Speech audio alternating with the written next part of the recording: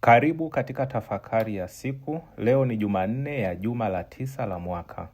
Injili inayotuongoza leo inatoka kwa mwinjili Marko, sura ya 12, aya ya 13 hadi ya 17.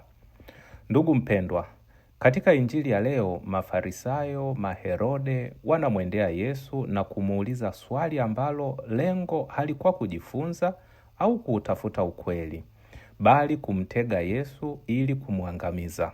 Wanamuuliza, je, ni halali kulipa kodi kwa Kaisari au la?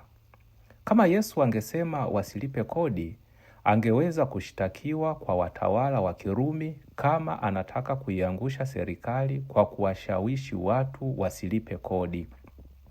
Kama angesema walipe, angeonekana kuwa upande wa watawala wakoloni wa Kirumi waliowakandamiza Wayahudi. Lakini Yesu alitambua unafiki na mtego wao.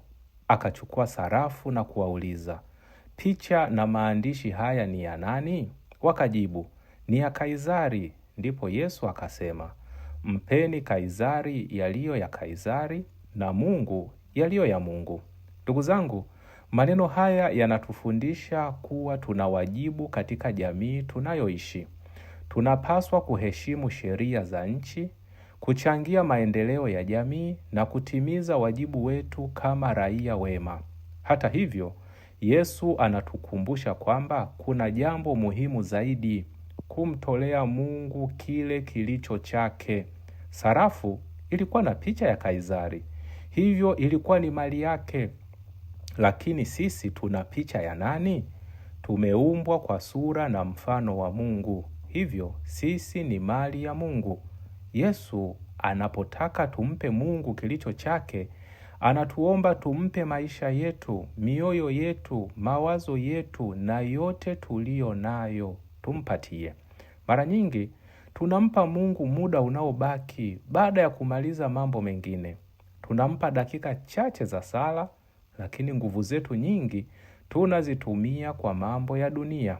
Tunakumbushwa leo kwamba Mungu hastahili mabaki ya maisha yetu, anastahili maisha yetu yote. Historia ya kanisa inatupatia mfano mzuri katika maisha ya Mtakatifu Thomas More. Alikuwa mtumishi mwaminifu wa mfalme, lakini alipolazimishwa kwenda kinyume cha imani yake, alikataa.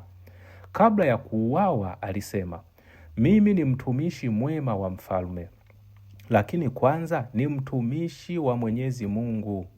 Alijua kwamba mamlaka yote ya dunia yana mipaka, lakini Mungu ndiye Bwana wa milele. Yesu mwenyewe alituonyesha mfano huo.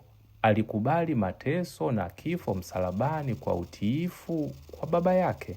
Kwa njia ya utiifu huo alituletea wokovu.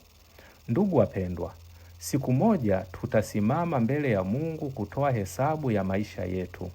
Hatutaulizwa tu tulipata mali kiasi gani au heshima kiasi gani, bali tutaulizwa jinsi tulivyompenda Mungu na jirani zetu. Leo tujiulize maswali haya. Je, kweli ninampa Mungu nafasi ya kwanza katika maisha yangu? Je, maisha yangu yanaonyesha kwamba mimi ni mali ya Mungu? Je, ninatumia vipawa alivyonipa Mwenyezi Mungu kwa utukufu wake? Tuombe neema ya kumtolea Mungu kile kilicho chake, yaani maisha yetu yote, ili siku moja huko mwishoni tusikie maneno yake Mwenyezi Mungu akituambia, vema mtumishi mwema na mwaminifu, ingia katika furaha ya Bwana wako.